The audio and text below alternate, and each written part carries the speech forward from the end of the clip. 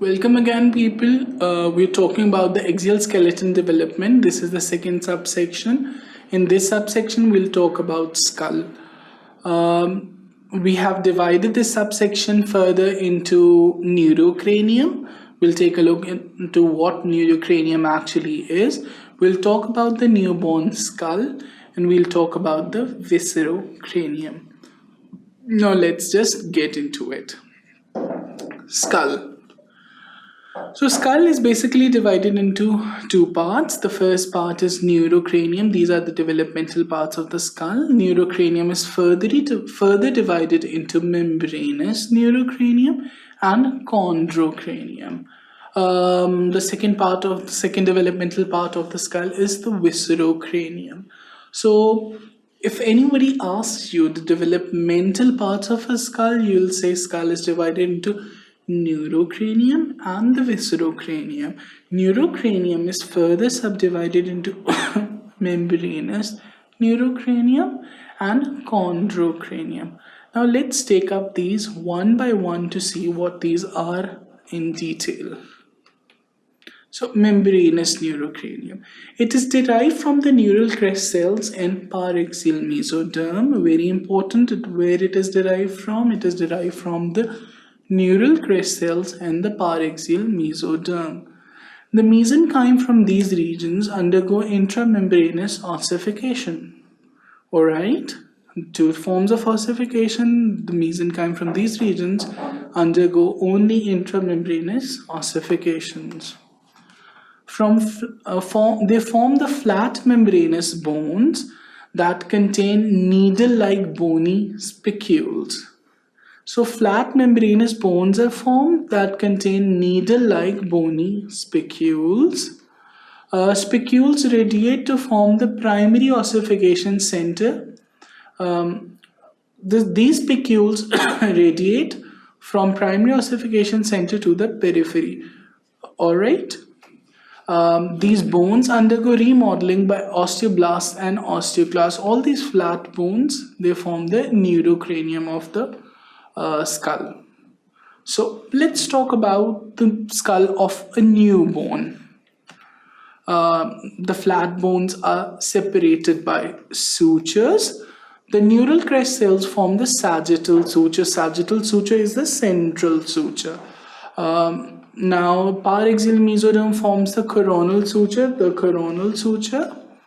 Fontanelle is a white point where two bones meet. Here you can see this is the anterior fontanelle where frontal and parietal bones of the right as well as frontal and parietal bones of the left are meeting. Anterior fontanelle is where two parietal and two frontal bones meet. So anterior fontanelle is present anteriorly between the two frontal and the two parietal bones. Sutures and fontanelles allow molding at birth. So with the help of these, the skull molds during birth.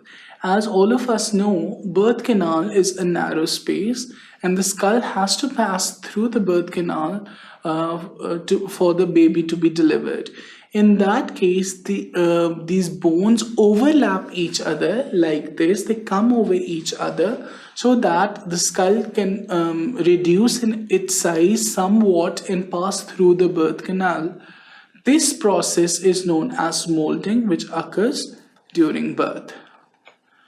Anterior fontanelle, which is present anteriorly, closes by 18 months of age. The posterior fontanelle usually closes at 1 to 2 months of age. So now we'll talk about the chondrocranium. It is also known as cartilaginous neurocranium. Obviously, chondro is cartilage, so it's also known as cartilaginous neurocranium. Initially, there are a number of individual cartilages. Those that lie in front of the rostral limit of notochord. Again, a mouthful, I know, I'm not a fan, but it had to be done. You have to memorize it the way it is.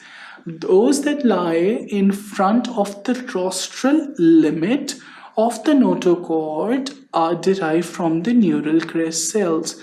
It is important because they form epicaudal and caudal parts, so it is important to know this. They form the precaudal chondrocranium. See? So those that lie posterior to this limit arise from the occipital sclerotomes. They form the caudal chondrocranium. The base of skull is formed when these cartilages fuse and ossify. Now we move on to the viscerocranium. So viscerocranium, it consists of the bones of the face. Alright? So it originates from the first two pharyngeal arches. Again, very important origin of the viscerocranium is from the first two pharyngeal arches. The first arch gives rise to a dorsal portion, the maxillary process, which gives rise to the maxilla here, the zygomatic bone, and a part of temporal bone which lies behind the zygomatic bone below the parietal bone. Alright? So there's also a ventral portion, the mandibular process, which contains Meckel's cartilage and forms mandible. See? So what is viscerocranium? Viscerocranium contains bones of the face.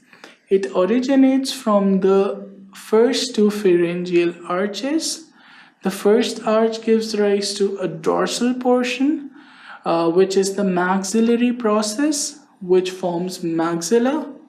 The zygomatic bone, zygomatic is the prominent bone, and a part of the temporal bone.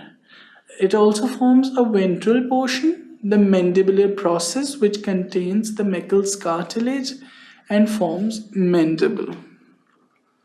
The dorsal tip of the mandibular process, along with that of the second pharyngeal arch, forms incus malleus and stipes. These bones are a part of the middle ear, and these are the ossicles of the ear which help one to hear whatever the other person or whatever sound is being produced in the environment. Initially, the face is small as compared to neurocranium. You might have seen in the baby, they have a large head and a small face. This is due to absence of the paranasal ear sinuses and small size of the jaw bones. As the growth occurs, paranasal ear sinuses are developed and jaw bones increase in size, which causes one to attain the adult skull form and the adult form of the face.